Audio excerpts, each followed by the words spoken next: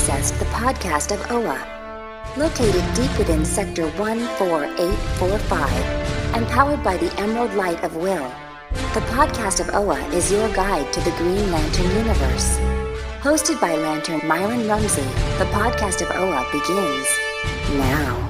Fellow Owens, welcome to episode number 193 of the podcast of OA. We've got a lot of stuff to talk about this episode. We're going to be discussing Green Lantern number 2 and all the events that went on in that issue, as well as Justice League Last Ride number 1. Joining us again for another episode is our good friend Phil Bova. Phil, my friend, I hope life is treating you well. Yes, sir. Everything's growing great over here, man. Little Clark's getting big. You know, we spend a lot of time outside with him and stuff, and you know, just watching him grow. It's a blast. But yeah, everything's going great, man, here in St. Louis. Closing out the school year soon, so it's been a difficult year. I'm sure that anybody out there in the educational field can attest. But you know, we made it, and here we are. We survived another one. We did. We did. Yeah, it's nice having the weather come out and join us. In New York, the month of May it means it may be cold, it may be warm, it may snow, and it may rain. But the weather's finally starting to break, and it's getting to be nice outside. Yeah, it's been kind of rainy and cold here, so. But you're right. But on to better things, though, Green Lantern related.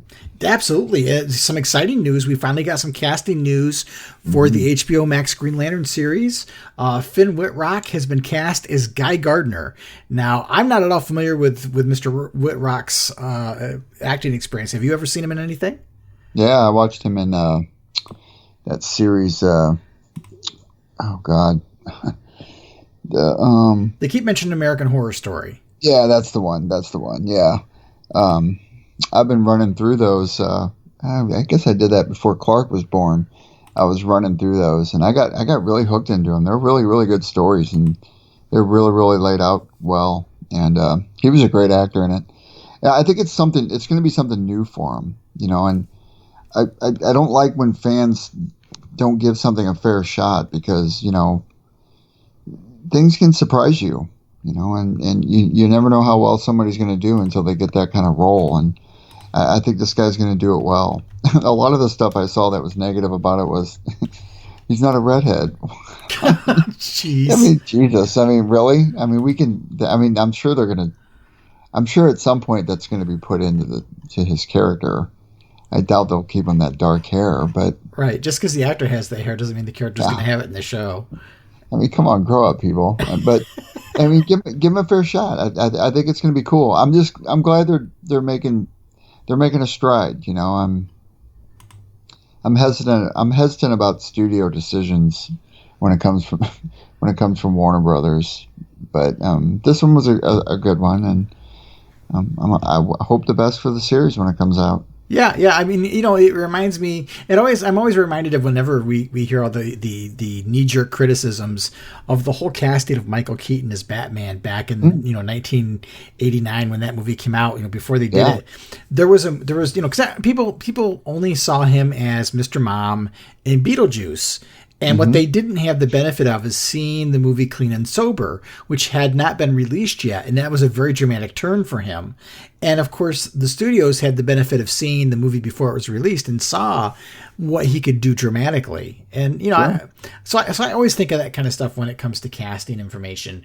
We don't have the benefit of seeing the audition or seeing what work that they're inspired by to make that actor their choice. So I'm interested in seeing how he does the job. I think he could be very, very good at it. I don't know his work all that well. I've seen a couple of clips here and there, and you know, acting is acting. I think if he inhabits the role well, it'll be good for him. I mean, to me, what's more important than the casting in some cases is the writing in general. Because if the script isn't there and it doesn't portray him correctly, then it doesn't matter how good of an actor he is. You know, so we'll see as time goes on.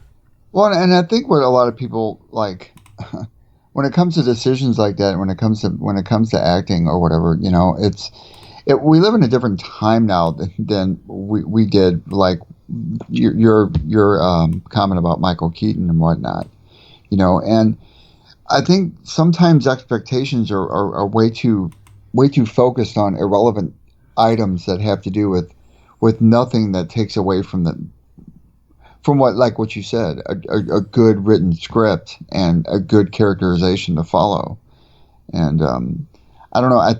There's a lot riding on this when it comes from you and I with Lantern fans when we unite. But we're our own subgroup to where it's going to be criticized. Everything's going to be criticized about this. Sure, everything. I'm reserving judgment until I see some actual footage. Me too. So I can see the costume. I can get an idea for what they're doing with the character. I mean, we've kind of all had a knee-jerk reaction to the depiction of Guy Gardner as a father and husband, because that doesn't seem to fit what we know about this character. But I don't know exactly what their take is going to be, and so I kind of want to see it. I still think that that whole idea of him being a father and a husband is a little odd, but I gotta see what they're going to do with it first. Well, and it kind of makes you wonder too. On a side note to that, like if that's going to be his depiction in the characterization of the series or whatnot, you kind of wonder what it's going to do with his written character in the comic books following. Because they often do follow those kind of tropes, and it reinvents the character to some degree, because not a lot of people are familiar with Guy Gardner. So when they see him on the big screen, or a kid or whatnot, it doesn't matter who it is, and they go start reading the comic book, I wonder if that writing will be geared towards it. Aquaman was a prime example of that. I mean, look how he was depicted before Jason Momoa came out, and look how he's depicted now. I mean, it's a lot of the characterization that came from the success of the film that drove what his image looked like in the medium. I think what's important is that they stay true to the essence of the character. Exactly, and that's the key. That's the key thing. So, well, we'll see. Yeah. Hey, so we got news. Go ahead. No, we got news, and so it's something. So we'll get the next little tidbit coming out. Yeah. Boy, we got a lot to talk about in this episode. We've got the second issue of the Green Lantern run by Geoffrey Thorne, which to me feels more like the first issue, like a first issue, I should say. But a lot of things go on that we need to unpack and discuss outside of just what we felt about the experience of reading the book and the story itself. There's a lot of changes being put out in this issue that really changed the status quo for the Green Lantern. So we'll go over that, and then we've got an appearance of some Green Lanterns over in I know I'm gonna mispronounce the name, but Chip Zdarsky. Chip Zdarsky. Zdarsky, thank you. Yeah. I almost said Sadisky. That would have been. but we've got Hal and John and Kilowog and Jessica Cruz showing up in that book in the first issue. So we thought we'd kind of do a little bit of a bonus mini review and talk about that one too. Yeah, that's cool. I like that issue, so I'm looking forward to it. Yep. Plus, we've got some listener feedback, some comments about the last episode and the review of the first issue of the Geoffrey Thorne run, and some general comments. So I'm excited. We got a lot of cool stuff to talk about, and of course, my friend, we have your Know Your Core segment. Exactly.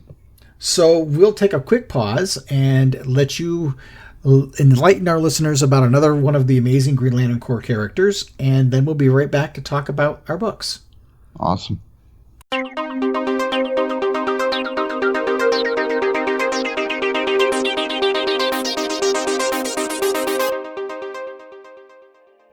Welcome back, fellow Owens, to another segment of the Know Your Core. This week, we got Iolande from Green Lantern Corps, Volume 2, Number 1, August 2006, first appearance. Created by Dave Gibbons and Patrick Gleason. She hails from Sector 1417. The home planet is Betrasis. Iolande was the daughter of Noel, king of Betrasis, and thus the princess of the planet. One of her brothers, Ragnar, longed to be a member of the Green Lantern Corps and devised a way to become one by killing all his potential rivals, including their other brother Centaur and the current members of the Corps in that sector.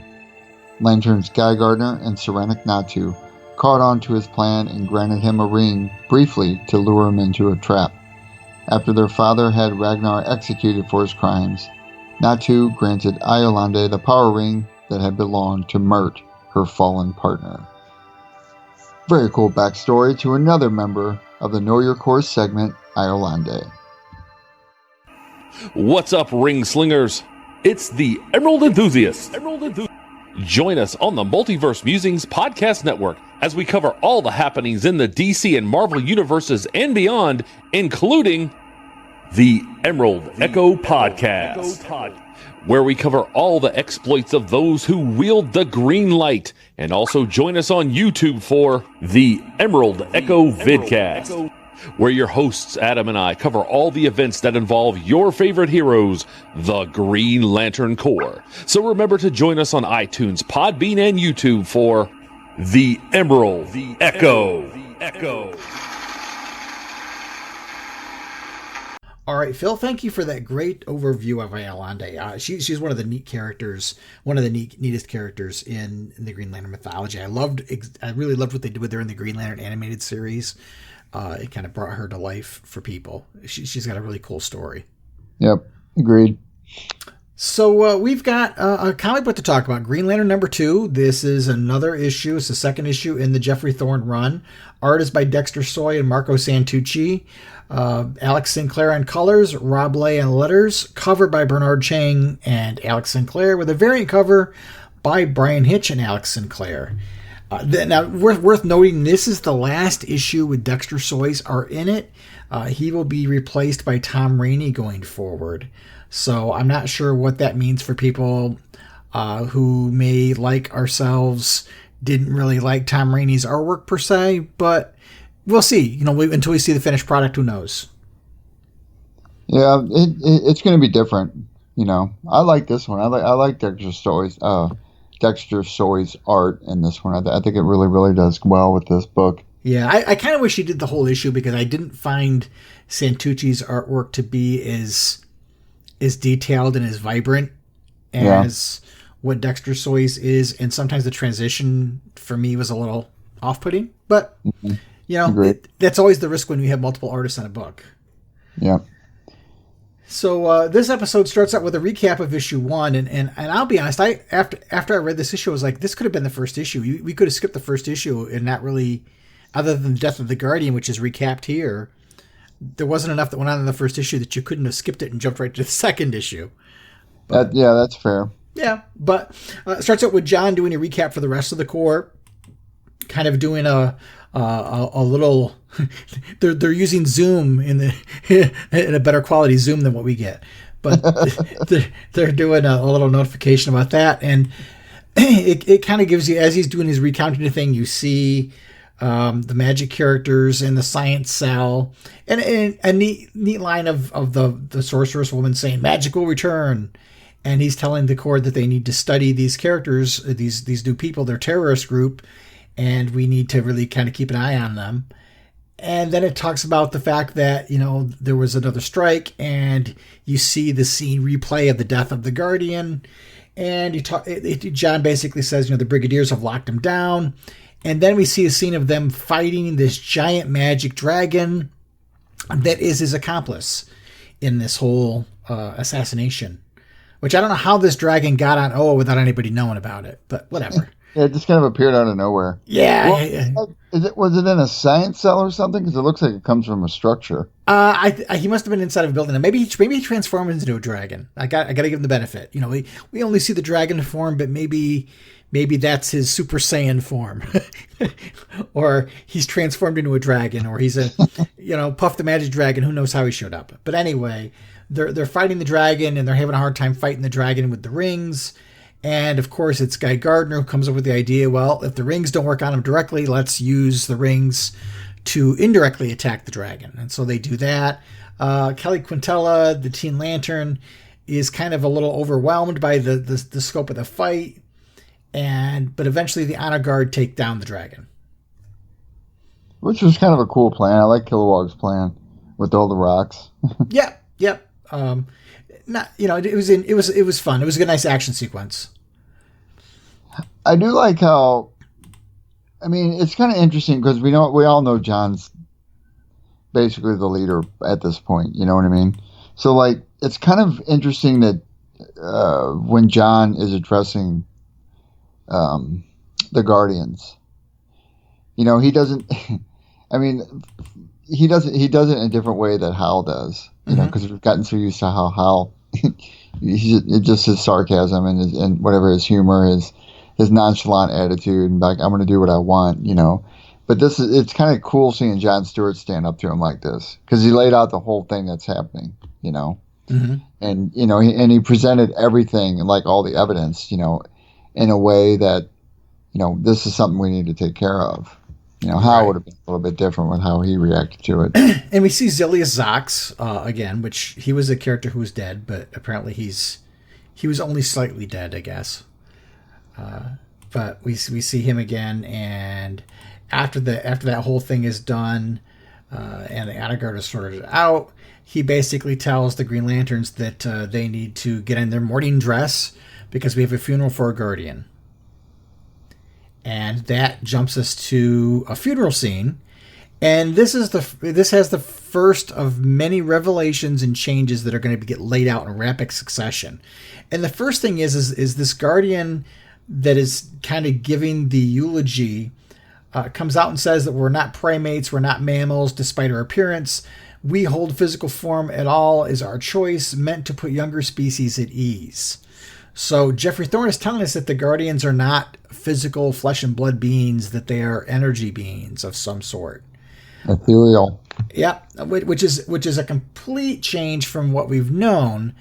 And I'm okay with it if we want to think about the fact that the Malthusians were not diminutive to begin with. They were I don't want to say normal size, because that makes it sound like it's not okay to be, you know, but not they're all diminutive in this respect.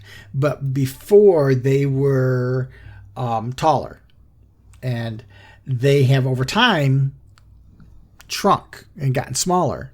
Right. So what's to say they didn't at some point over the billions of years that they've been in existence evolve into energy beings, and they just decided to keep the physical stuff around for, as they say, the sake of the younger species. So I can get behind that if it's a change. If Thorne is trying to say they've always been that way, no, I don't buy that at all. But I'm going with, in my mind, in my head canon, that this is an evolution and that they've just revealed that they've been like this for a while. We just didn't know.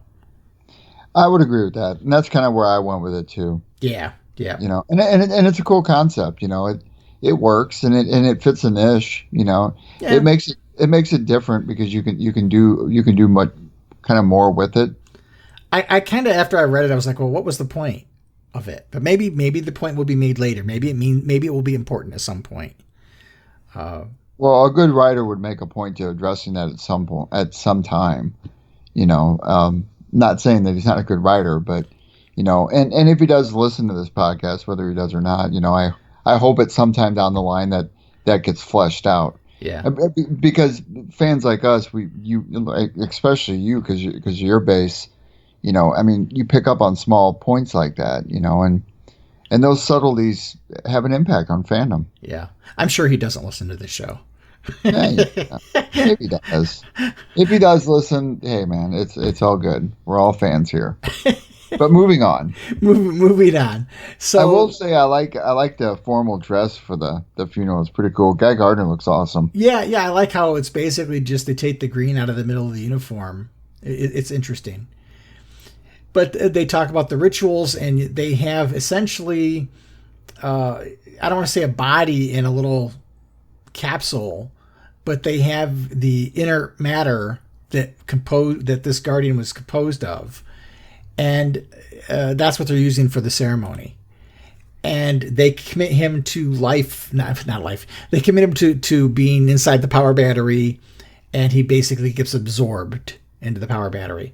And the name of the Guardian is Koios, which we've never seen Koios before. And the female Guardian giving the eulogy is Nemosini. I probably slaughtered it, but that's the name we're getting. We'll go with it. We'll go with it. I kind of wish that Thorne had made a braver choice and killed like Rami as an example, because there's that would have been more catching. Yeah, it would have been more catchy, and I think it would have at least gave me some kind of an emotional reaction because, yeah, I get, the Guardians are these beings, but this is one we've never seen before. I don't know where this guy came from. I don't have any emotional attachments. If it had been Remy, then we might have had some reaction from the Earth Lanterns who had interactions with him. The death would have felt more meaningful. But it would have felt more natural. Yeah. It's hard to get too riled up in the fact that a Guardian is dead, or the fact that a Guardian is dead, but it's a Guardian we've never heard of before. It's a brand new one.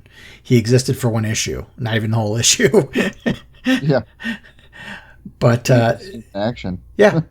So basically get done with this, and before the dust even settles on this, there's more announcements coming from Nemosini. And she basically talks about how, we're dealing with the United Planets, which I'm going to refer to as the UP, because I'm not going to say United Planets every time we go through this. But to get along with the UP, we're going to scale things back. We're going to give up some power.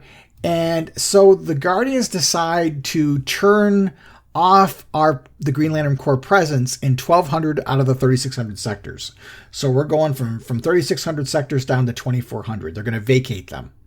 And the jurisdiction in those sectors are going to be ceded to the United Planets Brigade. And then all hierarchy within the Corps is going to be erased. So there's no Corps leader, there's no torchbearer, there's no honor guard, none of that stuff. And all of the Lanterns who are now without sectors are going to be reassigned. So let's start with shutting the sectors down.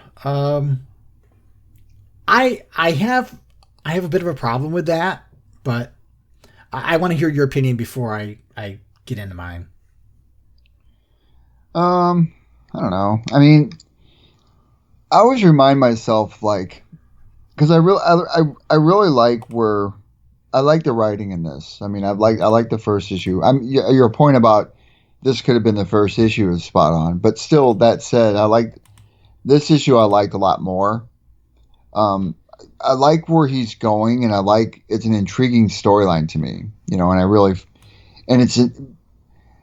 I have to take my mindset out of, Grant Morrison's writing for so long that this story arc is going to be completely different, and it's going to go in a direction that, Grant Morrison went in, which is his own direction as a writer, right? Mm-hmm. So I have to distance myself from that before I get involved in another person's arc. Usually by 6 issues in, I'm pretty entrenched to where I'll say, okay, I like what's happening. You know what I mean? First 2 issues to me are just kind of like the breadcrumbs.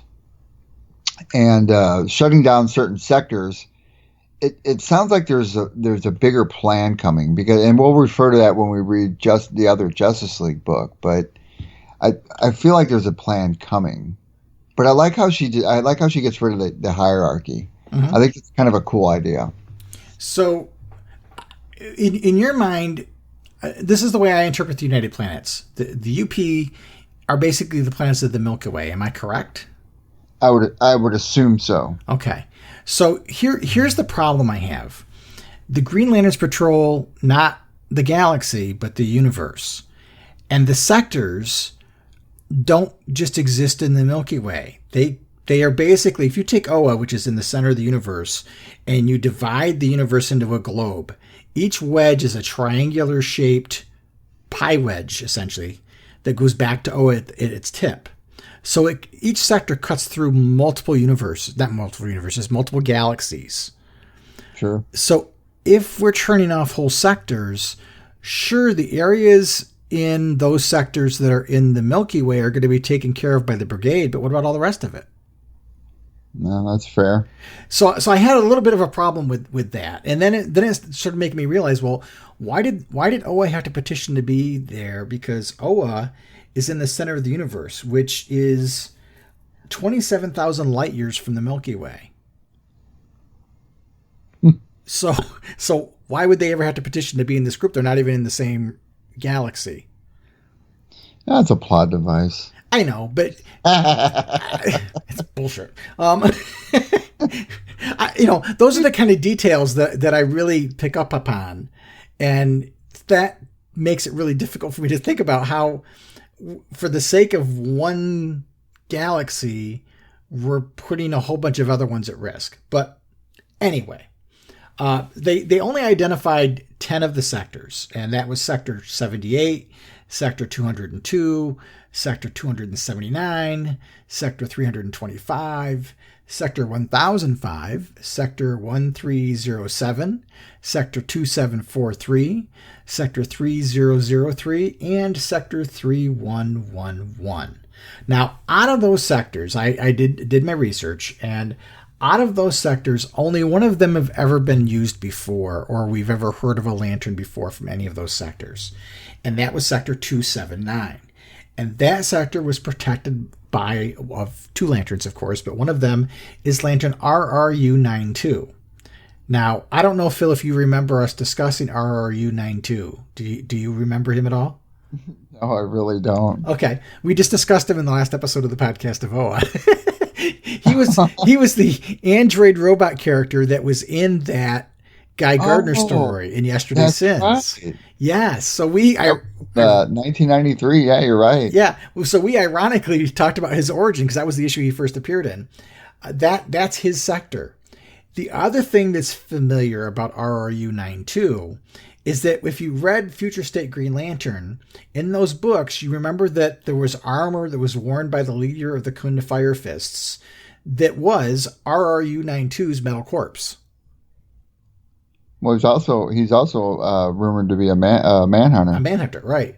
Yeah. But in Future State, his armor, that was what they retrieved, was the armor that was on the leader of the Fire Fists. That was RRU-92's body. Oh, interesting.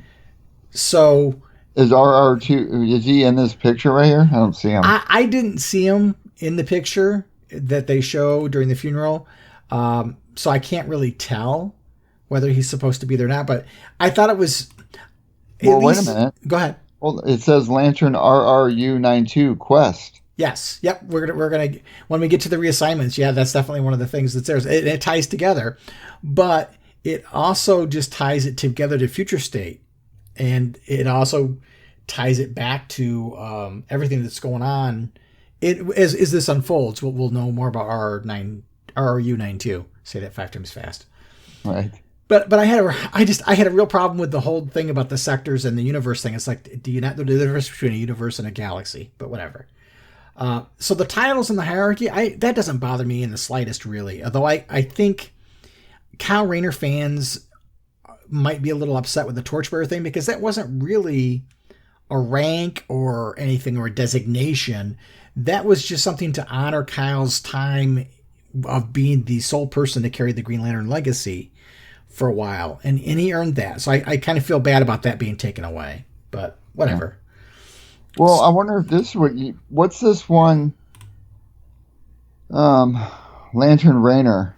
Crux Ragashun. Yep. So the next thing we get is the assignments. So there's...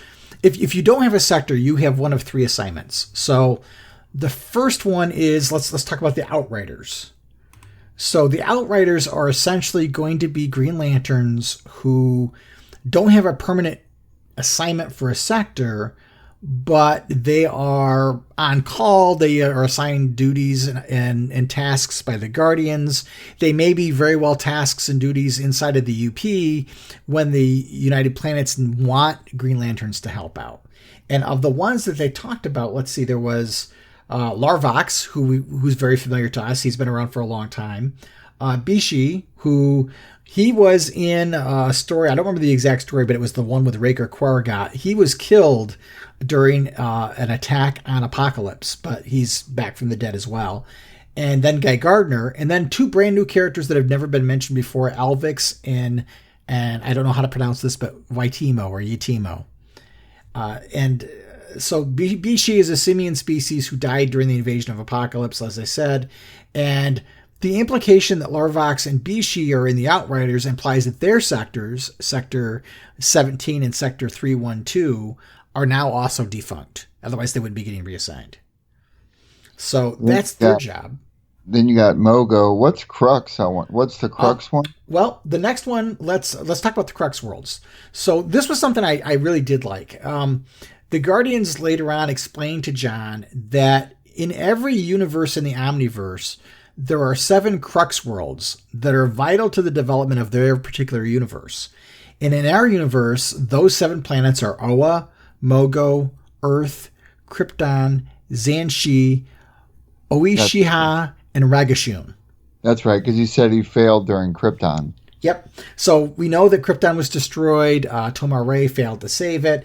We know that Jon Stewart blew up Xanshi through his own hubris, and the rest are still there. We obviously know about Oa and Mogo and Earth, and Oishish. I knew I was going to slaughter it. Oishiha is a brand new planet. Never heard of it before. Ragashun in the comics was actually a city on the planet Rashashun. And Rashashun is in the Vega sector. So I don't know whether Thorne mistyped it and typed the name of the city and not the planet, or if there's something else that's going on and maybe Ragashun is now the planet. I don't know. But that's in the Vega system, which is interesting because the Vega system and Ragashun played a big part in the Omega Men. And if you recall, Kyle Rayner was in an Omega Men series not too long ago. So that would make sense why that's put in there like that then. So I don't know if that's part of why he was put there. But out of the remaining 5 Crux worlds, Mogo can take care of itself. And then the 4 that are remaining, Jessica Cruz is assigned to Oishiha, Kyle Rayner to Ragashun, Simon Baz to Oa, and Hal Jordan to Earth. So the Earth Lanterns are all spread apart. And one of the things I really liked was that, Jeff Johns tried to explain the reason why there are so many Earth Lanterns is because we've got to protect the white entity, that kind of thing. And that was the origin of life. And I never really bought that. But what Thorne does here is he says the Crux worlds are important and that each one of these planets plays a role. And Earth is kind of the Crux world of heroes. This is why there are so many Green Lanterns that spawn there and why there are so many metahumans in general. And well, at least he's going. It's funny because that's always been like, why are there so many Earth Lanterns? That's been the common question mark you always hear from people. It's kind of nice to have somebody explain it a little bit. Yeah, so go him for throwing that out there. Yeah, I think the Crux Worlds idea is a much better idea than any of the other ones we've heard before. Yeah. And so I think that's cool. I'm not sure I like the whole idea that Earth is destined to be the 5th world when the new gods fade away, but whatever. We know that's not going to happen anytime soon anyway. So I think it was a good way to explain the number of Earth Lanterns. And basically the Earth Lanterns have been spread apart. And we'll see John will confront the Guardians about this shortly. The final designation is Quest. And so the Guardians talk about the dark sectors and that there are regions in space between the known space and the Promethean galaxies, which they don't explain what they are, but that they can't see into. They don't know what's going on. There's all kinds of anomalies there. So they want to send a contingent of about 1,000 Green Lanterns to go and investigate. And luckily they've got a surplus of Green Lanterns right now because they've just shut down 1,200 sectors. So among them are Jon Stewart, Kilowog, Salak, RRU-92, as we mentioned before, Nort, Amarita, and a new character by the name of Belokins. And they should be really familiar to us for a couple of reasons.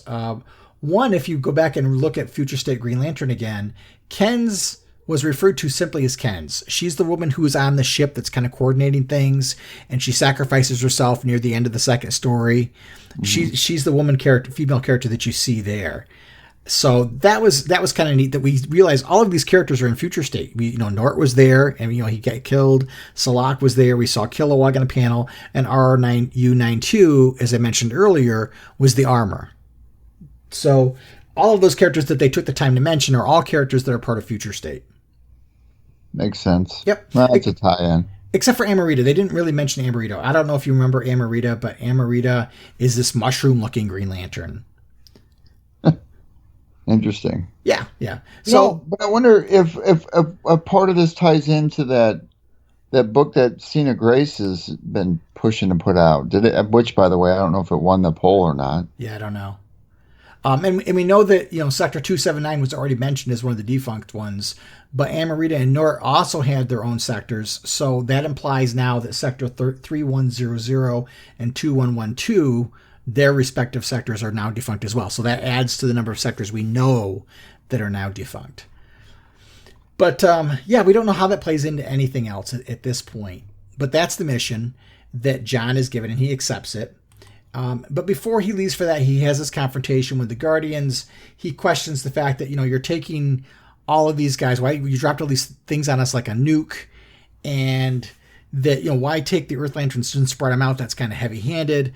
What about these people? They want to leave their homes. And the Guardians very, I don't want to say coldly, but very business-like say, well, this is a volunteer organization. If they don't want to do their duty, they're welcome to resign from the Corps, and the Ring will pick somebody who will do the job. Pretty authoritarian. Yeah, very much so. Very much so. But it fits. It fits. And so John decides to take the mission.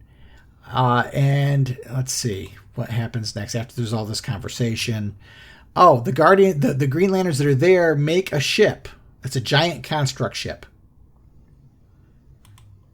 And this is taking them all to the dark... to the dark sectors. Yep. Yeah. So John is going to lead this mission, even though there's not titles anymore. He's going to be the mission leader. He's not what they call quest leader. And he then says his goodbyes to Kelly and kind of asks her to keep an eye on Simon Baz. Although Simon Baz is probably going to be doing more of the keeping an eye on her. And they leave. And just as they leave, kaboom, the power battery goes up.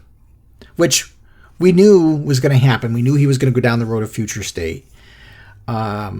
And we see some scenes from around the different perspectives of people watching it. And we see this character who's wearing an orange yellowish cloak sitting on what looks like a Mobius chair. And I've never seen this character before, Phil. Have you ever seen him in anything you've read? No, but I mean, I'm not sure. This is going to be pretty far out there. Could it be a different version of Metron? It could be. I mean, the chair certainly reminds us of Metron.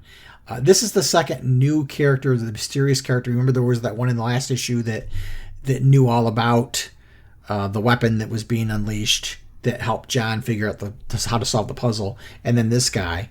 But this guy says, yes, I die quickly. This is mercy, though you don't know it. And I like that. That's a really cool.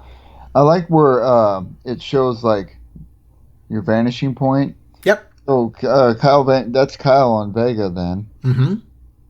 Oh, okay, and there's Warworld. I got you. Yep, so that must be Warworld 2.0 Right. with Mongol. And then, you see Kyle in space with no aura around him because his ring is just gone completely. But luckily for him, that looks like there's a couple of astronauts right there.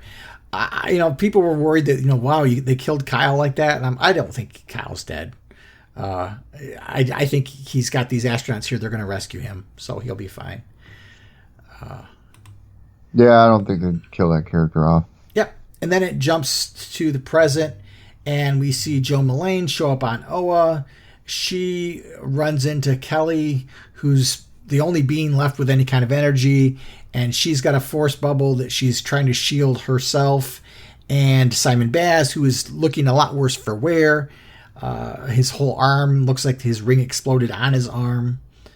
And the two of them have a very brief interaction, and that ends the issue. Which, by the way, that end shot was really, really cool with Joe Mullane and what's her name? I forgot her name. Kelly Quintella, yeah. I had a bit of an issue with the whole, and I still have an issue from the last issue of this series of her doing the jumping back and forth to Spanish.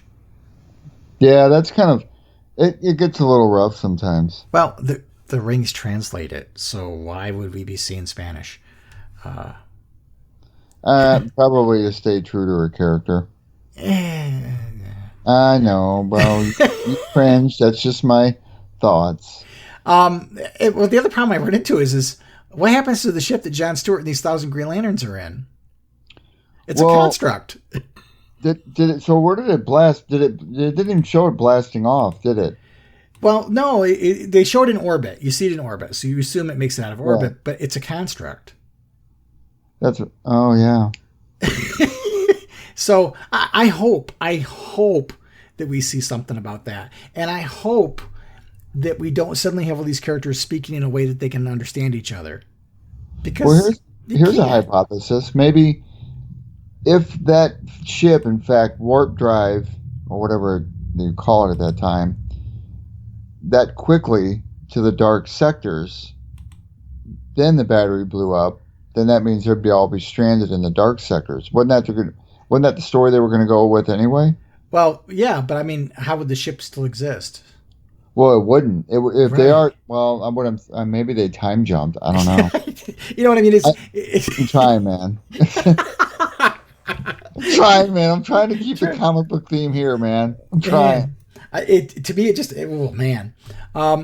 But the other thing that we've heard is that Thorne has said that the future state story that we read takes place 14 years from this issue. Interesting. So, I'm assuming that means that we're not going to see anybody using a power ring other than Kelly and Joe Mullane for the foreseeable future. Well, Guy Gardner he's an outrider. But he doesn't have a power ring anymore. All the rings are good. All the rings are dead. Oh, that's true too. And, so what does that mean for Hal then? I don't know. Well, wait a minute. Unless he keeps with the thing that Hal made his own ring, right? Or that he charged his ring on the Cosmic Grail, if he goes down that road, this doesn't line up really well with the rest of the future state stories because we know in the Kelly Quintella story she was on Mogo at the time that the power battery blew up. Yeah. So that doesn't really line up. We don't know where Jessica is, so that could line up okay. We see Joe Mullane arriving on Oa and finding Hal instead of finding Kelly, so that doesn't quite line up. Guy, I don't know whether he could have gotten from Oa to wherever it was that assignment was that quickly because he was on that other planet when the ring went bad, when the power went out. So some of the stories don't line up exactly. And I guess you can chalk that up to continuity doesn't mean much of anything anymore. And those stories were all meant to be potential futures. So maybe some of them are kind of in continuity and some aren't. I don't know. But yeah, I had some problems with some of the, how the sectors work, the ship being a construct and how are they going to talk. And so I struggle with those things. But that's just me. I look at these things. I'm trying to believe in this universe as being, I don't want to say real because I know it's not real, but if I'm existing in a fictional universe that has rules, then those rules always have to apply, and they don't always apply. This isn't the first time that the rules don't apply. It's happened throughout history, but it does take it out of the experience for me. It does make it difficult for me to try to believe this, and that's fair, and that makes perfect sense. I mean.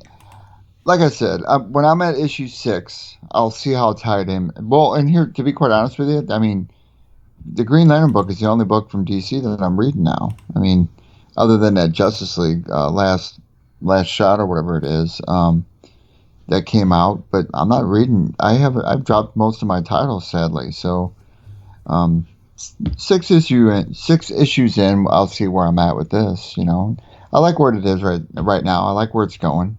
I like the United Planets thing. I'm curious as who's in that chair. My guess at this point would be Metron, because I think something happened to Metron the last time I saw him. So maybe this is just a different version of him, or he's come back. I didn't think he had the chair anymore. Yeah, I don't know. I can't remember where I read it last. Right. Any listeners out there, write in, let me know. Yeah, for me, I don't care about the power battery blowing up yet again. We've been through this I don't know how many times now. And I'm not interested in reading a Green Lantern book about Green Lanterns who don't have power rings.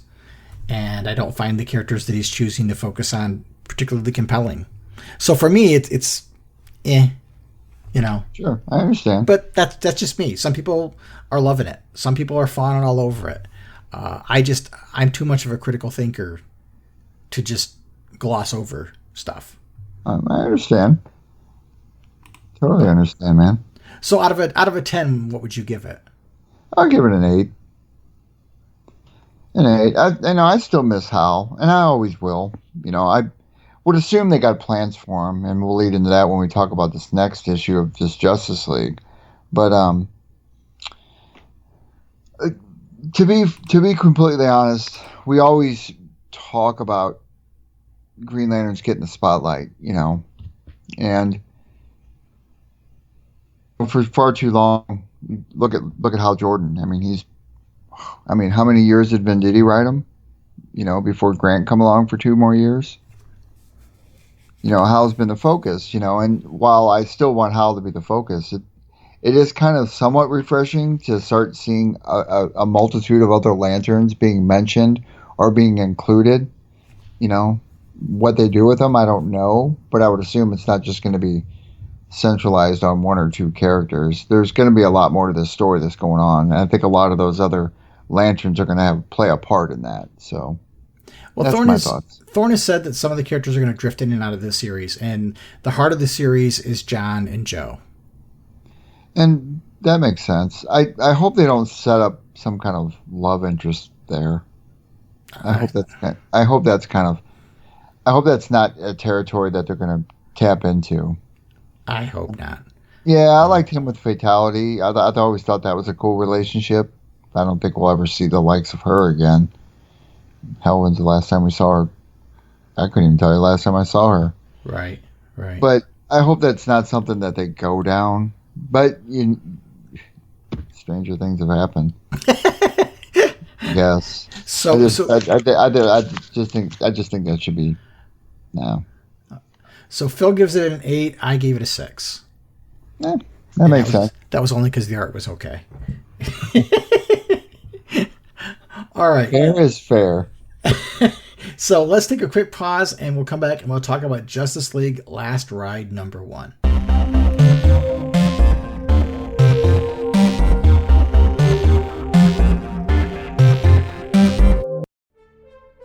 Listen up, all you white circles. This is Drill Instructor Kilowog, and you're listening to the podcast of Oa. And don't you forget it, boozers. All right, welcome back to the podcast of Oa, episode number 193. And we have another book we're going to talk about. This is Justice League The Last Ride. And this series is written by Chip Zdarsky, and Miguel Madonica does the art. I probably just mispronounced that like you would believe. And the colors are by Enrica Angiolini, and the letters are by AndWorld Design. So this series was originally supposed to be a digital first, and DC backtracked, and now it's going to be a digital and print simultaneously as a traditional comic would be. This is an interesting story. The first thing in reading this was I struggled a little bit in it because last I knew Alfred was dead. And then I've heard people say, well, this story is not in the DC universe proper. I don't want to call it an Elseworlds, but we know that the Omniverse exists, and this is in a different universe than the main DC universe. I don't see anything in the book that tells me that. No, I didn't see any of that either. That's interesting information because I've never heard anybody say that. Yeah, I've seen people talking about it online, and I'm going to assume that's accurate. And I've seen some different websites talk about it's a different world. So I'm assuming this is not the DC universe proper. And it makes it confusing because it doesn't tell us that. I think it's misleading to readers if you don't have your finger in the pulse of the DC universe and you don't know Alfred is dead and you don't know about any of the other changes that there might be. You might very well think it's the DC universe proper. And this, I heard some people saying that they thought it was a prelude to Future State Justice League. So I don't exactly know how to view this. I'm now looking at it. I initially thought it was in current continuity, but then there's some things that happen in this story that makes it so that it really couldn't happen in current continuity. But we'll get into that as we go. We talked a little bit about the trope of the Green Lantern power battery blowing up, the central power battery blowing up, and this kind of has its own series of tropes. This is Batman and Superman at odds with each other once again, and they're not playing nice. Something has happened to drive a wedge into the Justice League, and the Justice League is no longer together when this story starts. It's been disbanded, And Lois is noticing that all of this is getting to Kal-El because he's so obsessed in trying to save everybody because there's nobody else there to help pick up the slack. I really like the depth to the beginning of Superman's story here. Yeah. I thought that was really well done, and to be quite honest with you, it's a territory that sometimes it gets tapped into, but never to the point where he's portrayed in this particular book. It's pretty much at a breaking point. Kind of like where Hal Jordan was in Cry for Justice. Yeah, kind of. It's very much this, I'm tired. I don't know if I can keep this up. Lois sees it, but of course, Clark is minimizing all of that.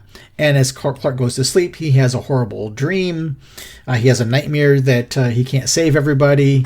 And it wakes him up in a cold sweat, essentially. And this isn't like Injustice. I've heard some people saying, well, they're going to make evil Superman again, and I don't see that at all. I'm glad you feel the same way. I don't see that at all.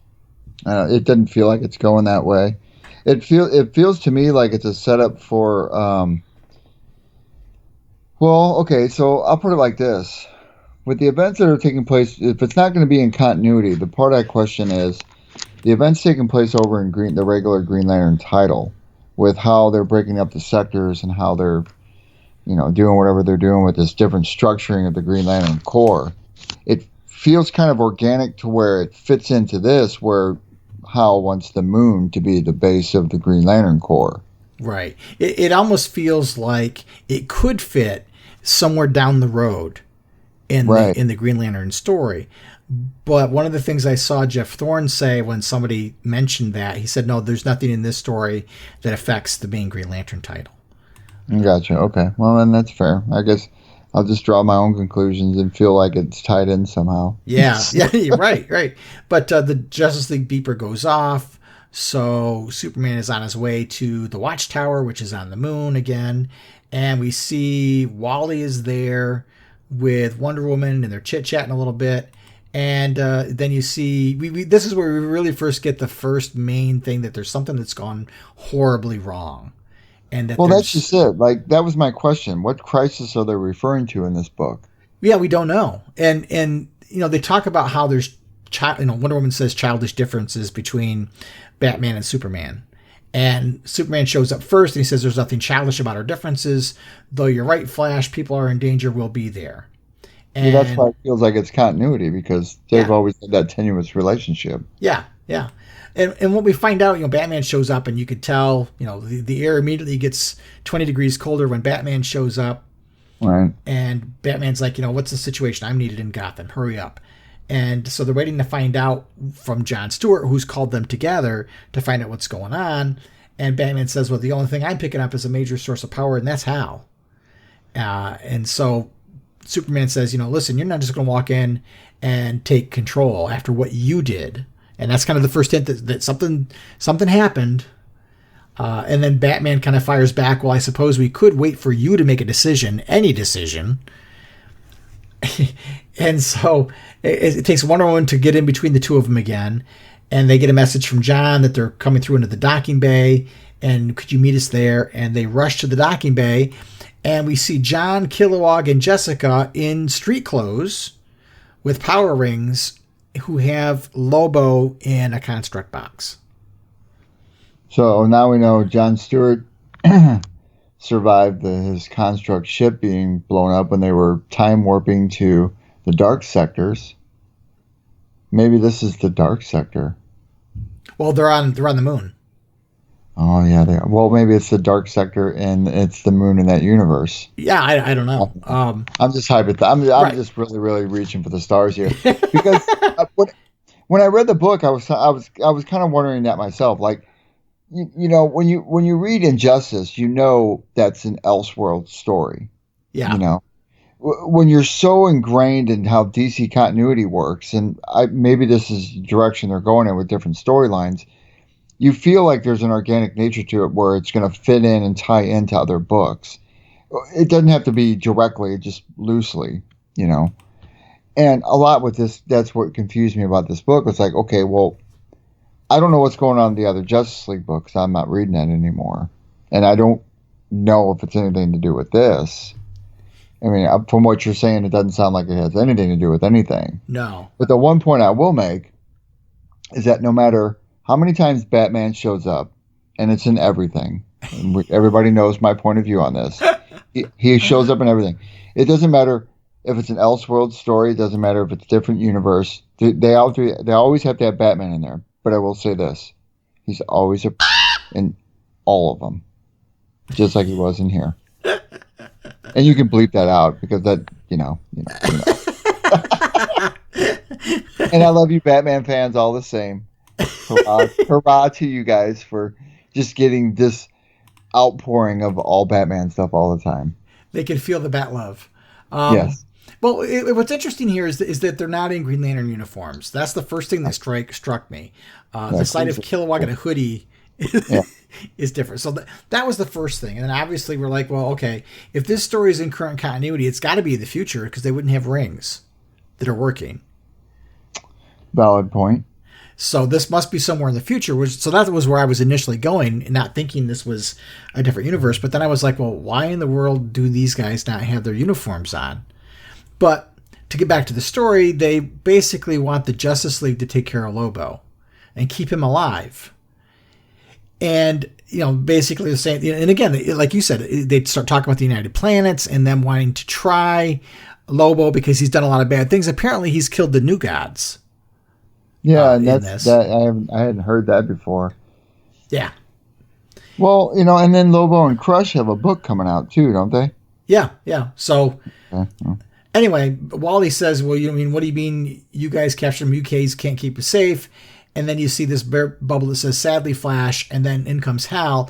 And Hal's outfit is very much like the Kingdom Come Alan Scott. Very, very much a tribute to an ode to that outfit. But what's interesting about Hal is that he's always on fire. He always has the emerald fire like you would see in an Alan Scott construct or, when he uses his ring.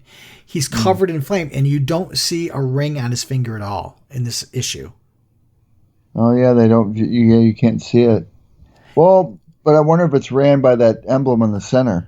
Well, yeah, I'm kind of wondering if he is the new central power battery. Is what I was like. I was like, wow, well, maybe he's actually kind of like Ion. That's cool. I like that idea. I'm going to go ahead and stay with that because that just makes him more awesome. It's a neat looking outfit. Again, like I said, it plays off of the Kingdom Come Green Lantern outfit. Reminds me a little bit of Parallax in a way. Mm-hmm. But he shows up, and I love the scene where Wonder Woman puts her hand on Hal's shoulder and says, it's good to see you, because we have not seen Hal interact with the rest of the Justice League in a long time. Yeah, that's true. Very long time. And then, of course, Batman has to be a jerk to him. Yeah. And I love Hal's response. He goes, well, you wouldn't be Batman if you did, because Batman says, I don't believe you. And Hal goes on to explain, well, he's rebuilding the core, which, again, ties into what we know was going on. Mm-hmm. We've lost most of the jurisdiction, ties into the issue we just read. But then he talks about since the crisis. And I don't know whether the crisis is the explosion of the central power battery. I don't know. See, that's kind of where I was going with this when I read this today. Because I was like, okay, well, the central battery just blew up. That's a crisis. That sounds like a crisis to me. Well, and he mentions United Planets. The only one who's writing about the United Planets is Geoffrey Thorne. Right. So I took this as when I first read this, like you, I'm thinking, okay, this book is in the future and something must have happened and they've got their rings back, but Hal's got a suit that looks like it might be the central power battery. So maybe that's why they've got their rings back. I don't know. That's where my brain was going. Yeah, I agree. I mean, not to that extent, but I agree that this feels like it's part of something that they're writing, some big event that's going to come up. Yeah. And you get the impression that the Guardians are all dead and that he basically comes out and says, well, I want the moon to be New Oa, to be the base of the new Green Lantern Corps, and talks about how the reason why he wants the Justice League to do this is these are the ones that Hal can trust to keep Lobo safe. And that he wants the UP to see that Earth can do this so that he can make the moon New Oa and kind of has Superman with the core, working with the core kind of guarding Earth and working with and having the Green Lantern Corps work closely with Earth's heroes. And in essence, replacing the Justice League, which is split up. And it's a reasonable request. I like it. I think it's a cool idea. Yeah, I think it's an interesting idea. If we're not going to have a Justice League, why not have Oa be there to protect Earth as a crux world? It makes sense. Well, and there's a lot of Earth Lanterns anyway. And again, going back to Geoffrey Thorne's book, that they made a mention of that in there about how it spawned so many Earth Lanterns. Right. It kind of makes sense. If Earth is the crux world of heroes, why not have the Green Lantern base there? That'd be cool to have Oa right next to Earth. Yeah. So, Wonder Woman, of course, she's ready to lend her shield. You can see Superman's thinking about it, and the Batman, of course, is a quick no. He doesn't want to deal with the cosmic politics, and he wants to go back to protecting Earth. And Hal basically says to Batman, hey, we need you strategizing to help pull this off. We need you for this. And he goes, if I know you've already figured it out. And then Batman jumps in his teleporter and goes down to Earth. And here you see Alfred alive. Which is, I haven't been reading much of the DC stuff, so I had heard by reading things online that Alfred was dead. I thought maybe he was back alive already, but apparently he's not. To me, that this is really the first indication that this is maybe in another universe. Well, my extensive background in reading so many Batman books, I do have this to offer. I don't know. And I'll take it a step further. I don't care. So, he is a cool character. Whether he's dead or whether he's alive, it's just always a peaceful moment seeing Alfred. I think Alfred's cool. Yeah. When I looked at this, I thought, well, if this takes place in the future, if we've got characters over in the Green Lantern book that are back to the land of the living that we know we're dead, then what's one more? So it didn't bother me too much, but we have Batman taking on Mr. Freeze. Superman shows up because he wants to talk to Batman and bury the Batarang, and so they basically have a conversation in the Batcave, and they're talking about this whole thing, and I love how Batman says the lanterns. I'm not sure Earth needs space cops.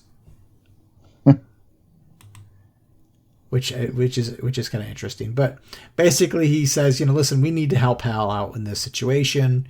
It was nice catching up. And then Superman does something I've always wanted him to do. And that was he punches the giant penny and it goes spinning across the Batcave.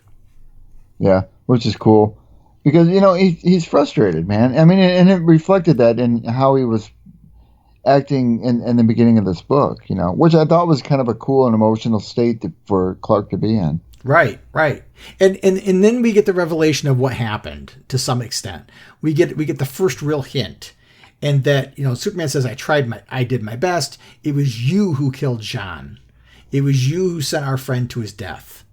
And then he pulls himself back. So something happened within the Justice League and Martian Manhunter died. Again.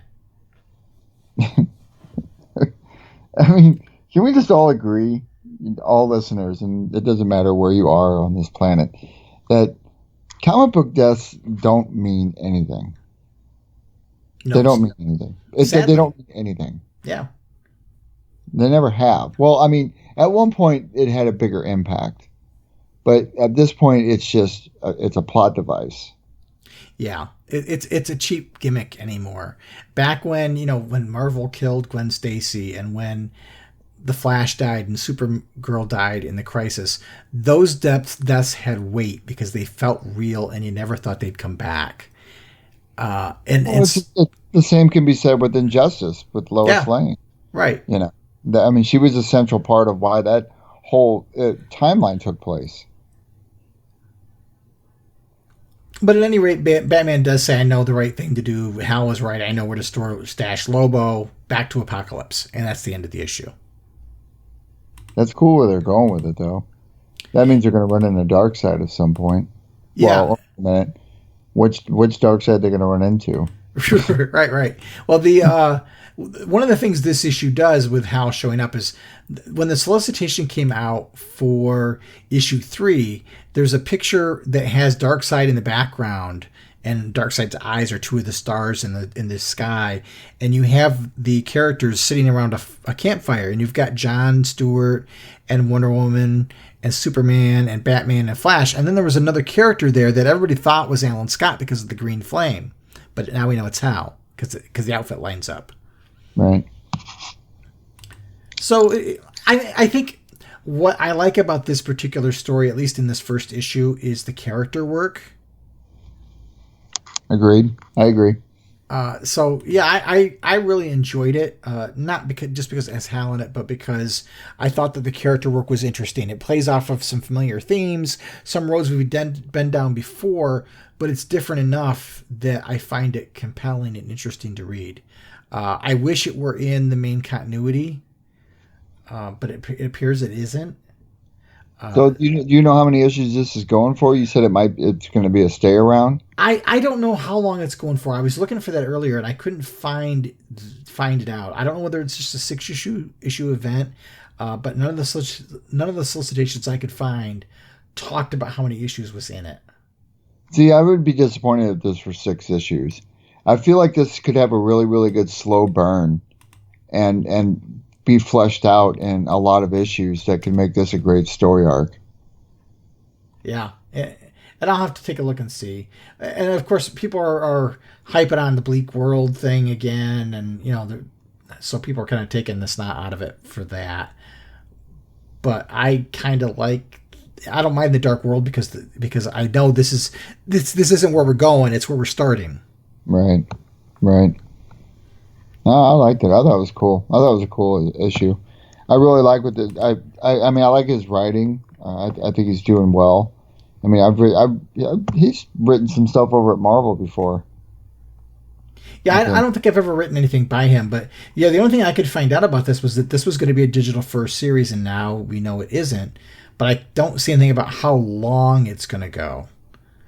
I can't see it being an ongoing, because this seems like a story that's going to have a definitive end to it. But we'll see. We'll see. But it was a bonus issue that you and I got to talk about, and it had Hal in it. Yeah, I enjoyed it. I'll definitely be sticking around for this one.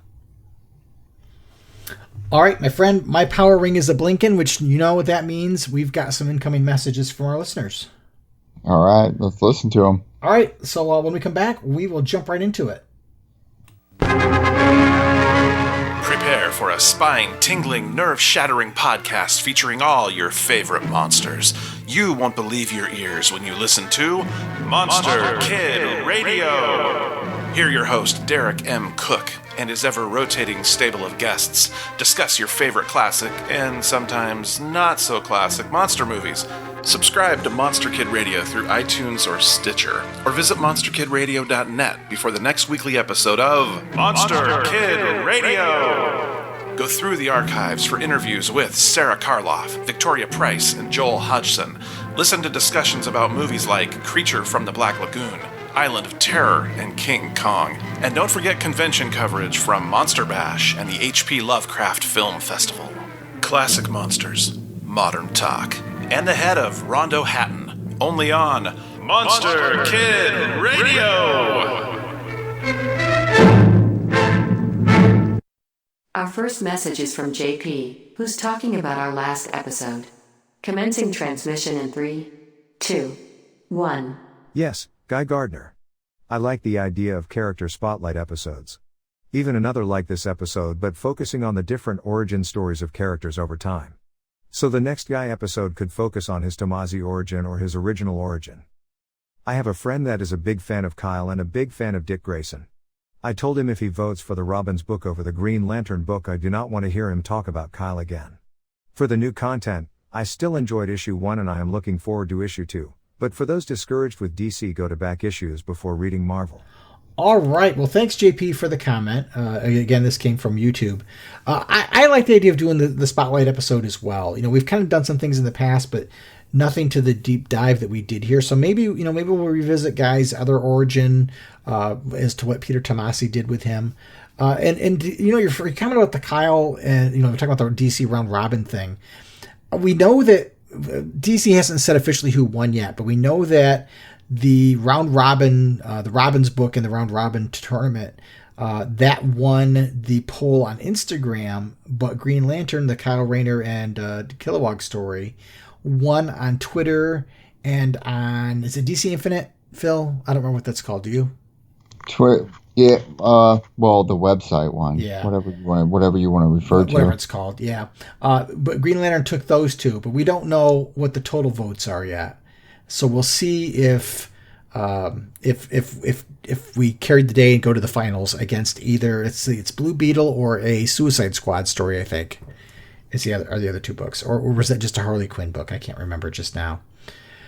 Last I heard, Blue Beetle was doing pretty well over there. Good. Well, so we'll see what ends up in the final vote. And I'm glad you're liking the new series, JP. It doesn't seem to be something I'm going to enjoy.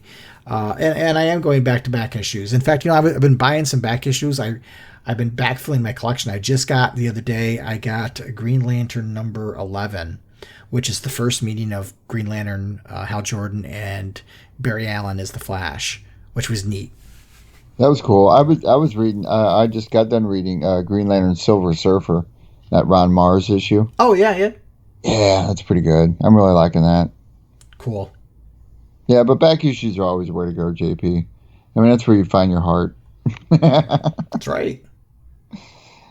All right, Ring. Well, let's play the next message. The next message is from Jim, who has some feedback about Green Lantern number 1.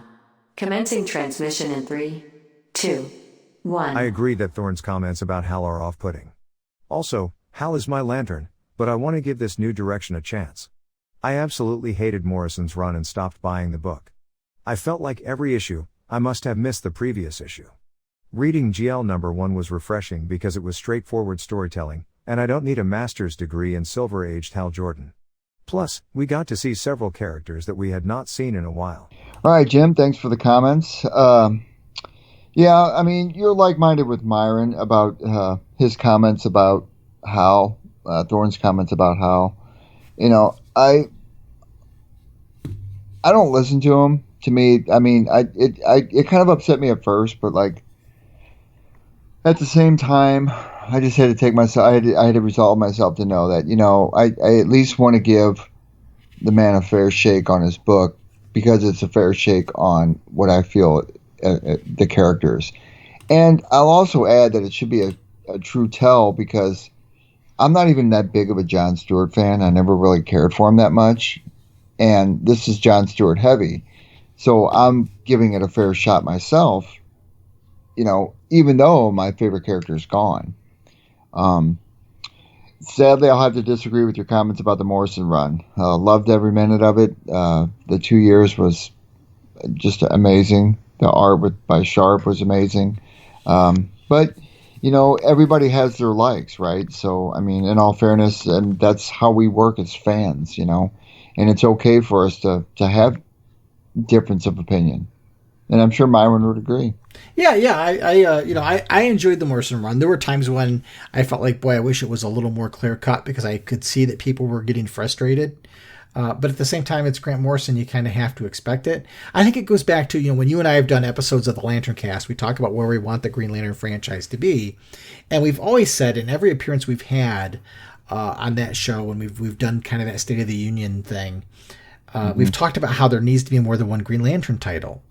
And I think the Morrison run proved that to be true. I mean, at least you had characters showing up, like you had Jessica Cruz showing up in Justice League Odyssey and Jon Stewart in Justice League, but characters weren't being served. And if we're going to go along the lines of the Crux World thing and whatever, we still have to do our due diligence to this entire franchise of characters. And, I think during the Morrison run, would another Green Lantern book have been good? Sure. I don't think it would have hurt anything at all. And I feel the same way about this one.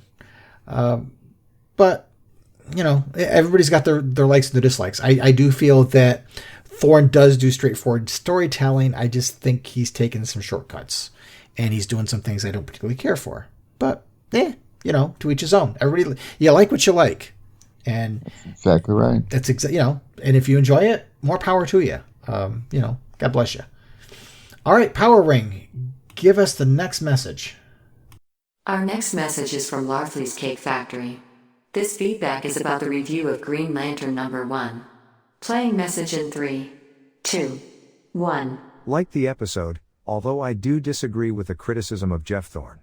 He pitched a Jon Stewart story and it got greenlit, so I do not think it is his obligation to include Hal Jordan as well.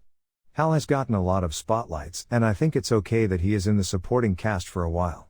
That being said, I do hope the supporting cast gets more attention going forward, which brings me to my main comment. My apologies if you have discussed this already, but I heard you discussing how you wanted a core comic with Hal. But I think one is already coming. In Infinite Frontier number 0, there is a part where Wonder Woman walks across a page with a series of frames that depict different groups and characters. Almost all of these have been announced as ongoings or minis since that issue was released: Booster Gold and Blue Beetle, Deathstroke Incorporated, Shazam, Crush, and Lobo, etc. On that page, there is an image that shows Hal Jordan, Guy Gardner, Jessica Cruz, and Kyle Rayner. I wouldn't be surprised to see those 4 in a core comic, preferably in an ongoing but maybe in a mini or a backup story for the main Green Lantern comic. It would make sense because that leaves Joe, Kelly, Simon, and John, who are the 4 Lanterns that have played a large role in the main comic. I really hope to see all the human Lanterns given some page space one way or another. I also really want more emotional Spectrum stories. I miss the Blue Lantern so much. All right, Power Ring, thank you for playing that one. Larfleeze Cake Factory, I think, has to be one of the most inventive names ever. I was waiting to hear how the Power Ring was going to pronounce it and if it was going to have trouble, but the AI came through in the clutch. That's really cool. It is really, really cool. And hey, we know that Geoffrey Thorne pitched a Jon Stewart story and it got greenlit, and I don't feel he's obligated to use Hal. That's not at all where my issue is. It's the fact that this story could have been called anything. It didn't have to be called Green Lantern. It could have been a different title. But the fact that it's Green Lantern implies that this is the franchise's lead book. And you've put somebody in charge of the franchise who has great disdain for its most iconic character. And that's where I have a problem. I also don't think he's particularly a good writer. When you go back and look at Future State, his anchor stories in those 2 books were the worst part. I mean, every reviewer talked about those being the weakest stories of the Future State Green Lantern book.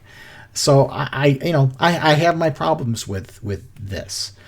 And will there be a story? You talked about, I think it was a really good point about Infinite Frontier number 0 and how a lot of these things have already come to fruition. A lot of those images that were in that scene that you talk about with Wonder Woman have come to light, except for the Green Lantern story with Hal and Guy and Jessica and Kyle. So I think maybe will we get something? I hope so. I think fans deserve to see, if we're going to have 7 Green Lanterns from Earth, they all should be getting some page time. Period.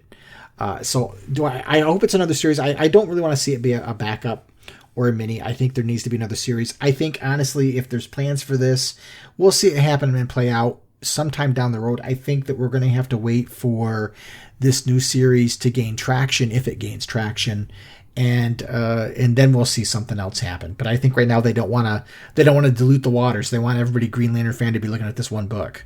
So we'll see. We'll see. And that's always been the thing, right? All right, Ring, take us to our next message.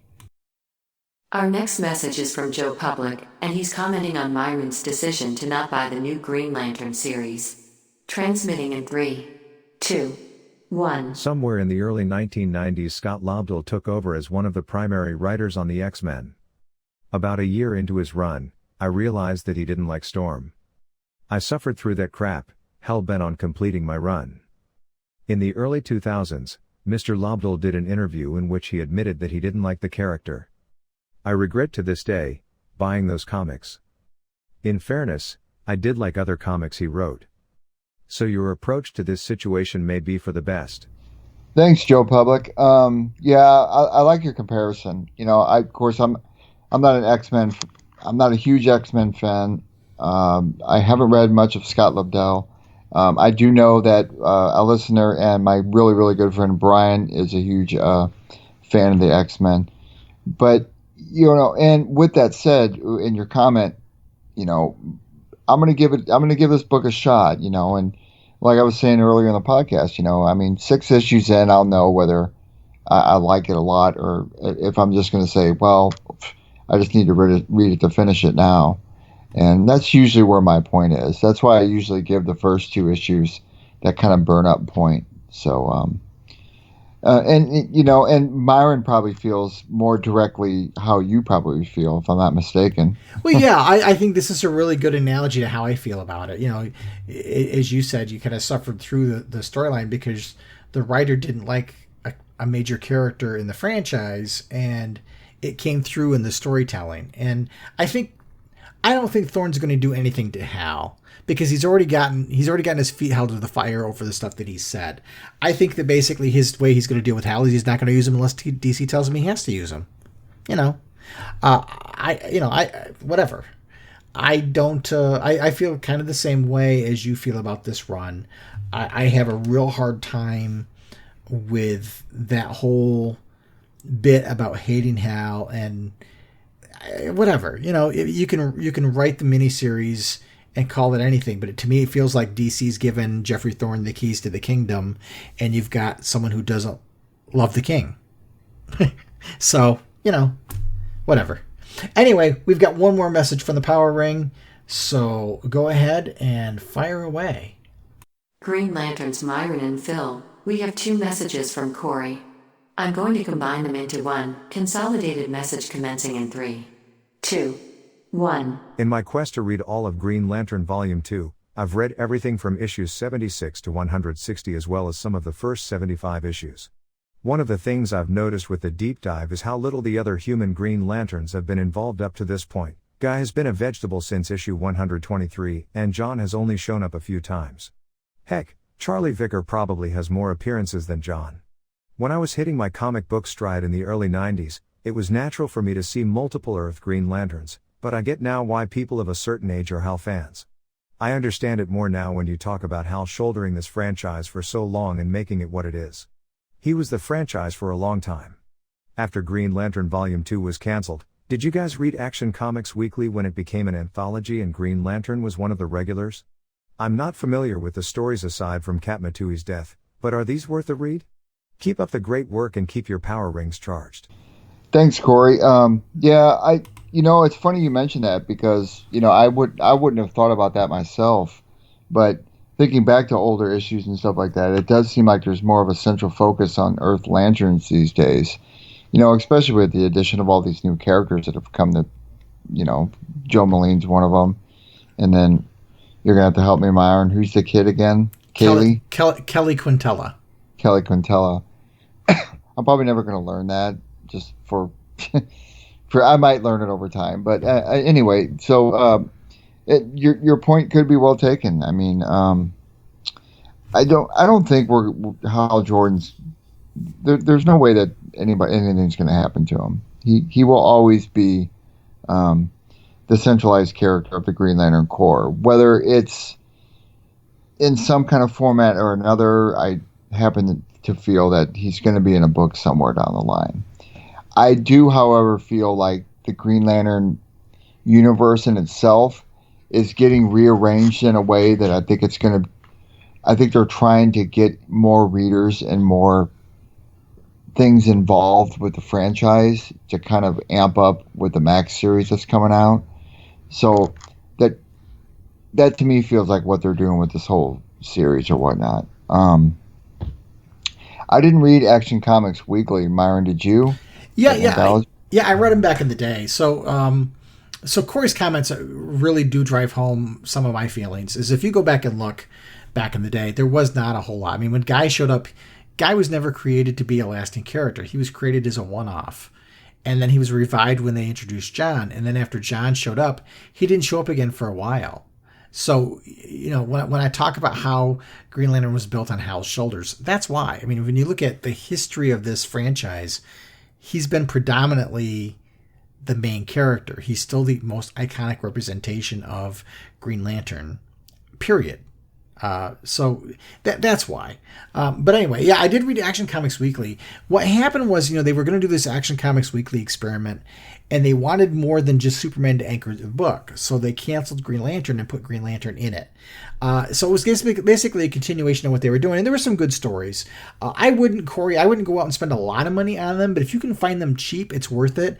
I really had hoped that they would collect these at some point so that you could, fans could buy them and read that stuff as a continuation, because because there were a lot of issues, and I don't know how easy they are to find. I haven't looked lately to see how readily available they are, but I imagine you can probably find them fairly inexpensively.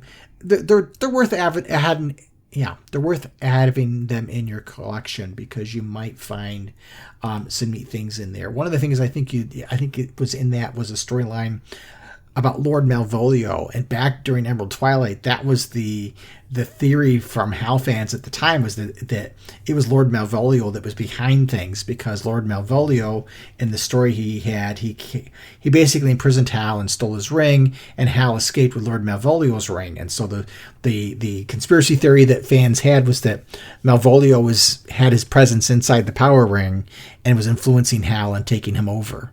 So that was kind of a neat story, but the fans made up. But the Lord Malvolio story itself is pretty interesting.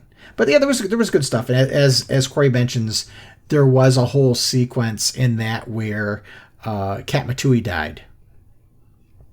She was killed by Star Sapphire. So it's interesting. I think that's where you first see the Predator too, if I recall correctly. When you see the Predator as being the I don't want to say the entity of the Star Sapphires, but having a larger role to play. But anyway, so that wraps up our show notes, our listener feedback. So Power Ring, why don't you go ahead and tell people how they can be part of the show, and then we'll come back and sign off for the evening. You can become a part of the show by leaving a message up to 1 minute long on our voicemail line.